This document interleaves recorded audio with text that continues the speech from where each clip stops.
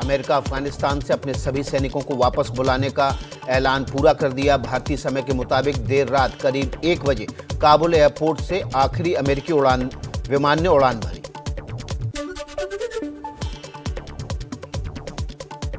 America ने काबुल में अपना डिप्लोमेटिक मिशन बंद किया। दूतावास को कतर शिफ्ट किया गया।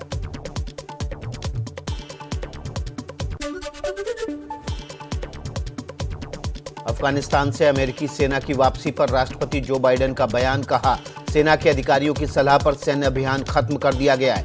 बीते 17 दिनों में अमेरिकी सेना ने इतिहास के सबसे बड़े रेस्क्यू ऑपरेशन को बखूबी अंजाम दिया।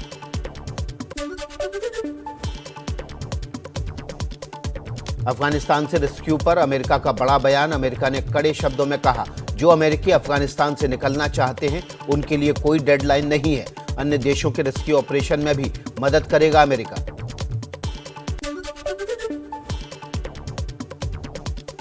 काबुल से आखिरी अमेरिकी विमान के उड़ान भरते ही तालिबानियों ने मनाया जश्न। फायरिंग कर खुशी का इजहार किया। एयरपोर्ट को अपने कब्जे में लिया।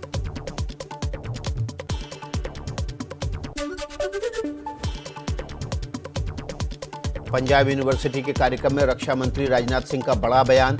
बोले, अफगानिस्तान की स्थिति पर नजर है। किसी भी कीमत पर देश विरोधी ताकतों को सीमा पार से आतंकवाद नहीं बढ़ाने देंगे।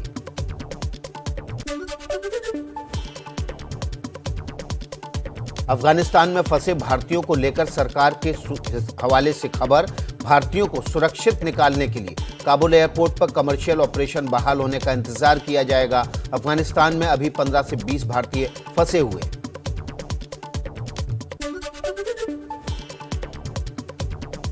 पाकिस्तान के एनएसए मोहित यूसुफ का विवादित बयान। एनएसए ने कहा, तालिबान को समर्थन नहीं दिया तो 9/11 जैसा हमला दोहराया जा सकता है। बाद में अपने बयान से एनएसए मोहित यूसुफ पलटे।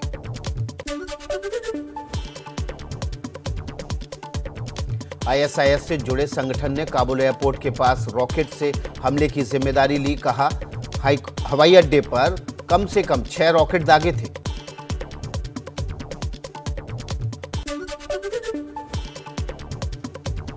काबुल एयरपोर्ट पर कार से रॉकेट हमले की कोशिश हुई थी, जिसे अमेरिकी मिसाइल डिफेंस सिस्टम ने नाकाम किया था।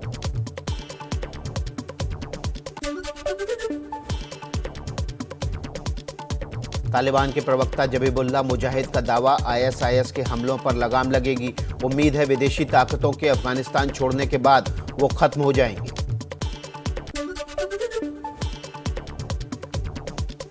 तालिबानी आतंकियों की एक नई तस्वीर सामने आई है। कंधार में तालिबानी आतंकियों को कब्जे में किए गए ब्लैक हॉक हेलीकॉप्टर उड़ाते देखा गया है।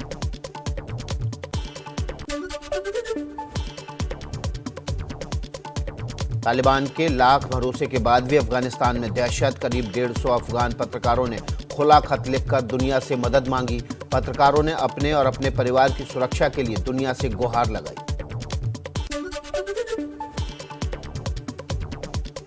कतर की राजधानी दोहा में पिछली सरकार और तालिबान के प्रतिनिधिमंडल ने अहम बैठक की।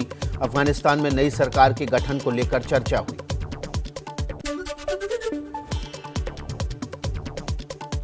हिज़्ब इस्लामी गुलबुद्दीन के नेता गुलबुद्दीन हिकमतयार का बयान। कहा, अफगानिस्तान की मुस्लिम महिलाओं को तय करने दें कि वो क्या चाहती हैं। विदेशी ये ना पूछें वो कैसा महसूस कर रही हैं। अफगान महिलाओं का शरिया कानून पर भरोसा है। तालिबान के कार्यवाहक उच्च शिक्षा मंत्री अब्दुल बाकी हक्कानी का दावा। कहा, अफगानिस्तान के राष्ट्रीय पाठ्यक्रम से इस्लाम विरोधी तत्वों को हटाया जाएगा। इस्लाम के अलावा कुछ भी स्वीकार नहीं होगा।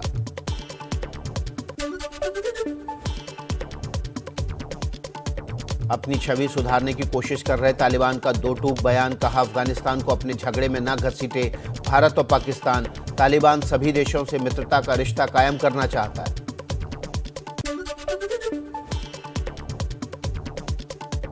तालिबान के हाथ लगा अमेरिकी हथियारों का बड़ा जखीरा, तो दूसरी तरफ काबुल में अमेरिकी बेस पर तालिबान के कब्जे के डर से अमेरिकी सैनिकों ने कई हथियारों को नष्ट किया।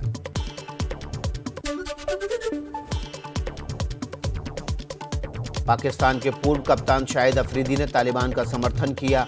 अफरीदी ने कहा, नया तालिबान काफी बदला हुआ है, वो महिलाओं की आज़ादी और काम करने का समर्थन करता है।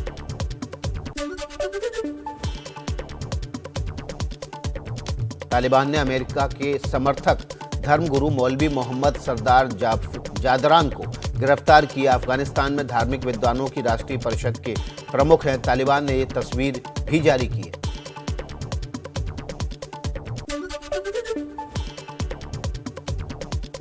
अमेरिकी सैन्य अधिकारियों ने काबुल के हवाई अड्डे के बाहर शहीद 13 अमेरिकी सैनिकों की पहचान की। उनमें मरीन कॉर्प्स की सार्जेंट निकोल एल जीबी थी, जो अपनी मौत से कुछ दिन पहले तक अफगान बच्चों की देखभाल कर रही थी।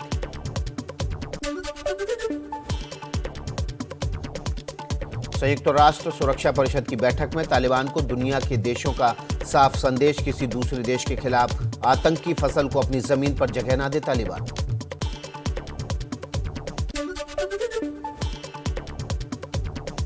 अफगानिस्तान को लेकर चीन की दुनिया के देशों से अपील, कहा सभी देशों को तालिबान से संपर्क स्थापित करना चाहिए और उनका मार्गदर्शन करना चाहिए।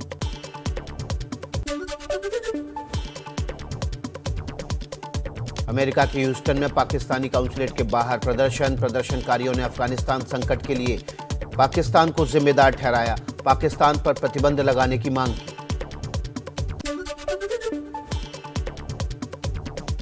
अफगानिस्तान से तालिबान के सुप्रीम नेता मुल्ला हिब्तुल्लाह अखुंजादा की नई तस्वीर सामने आई है। नई सरकार बनाने के लिए बैठक करता दिखा है।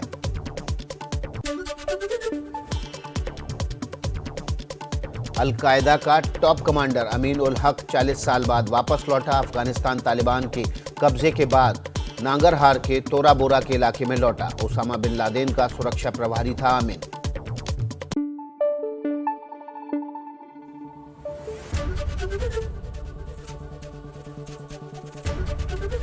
एबीपी न्यूज आपको रखे आगे।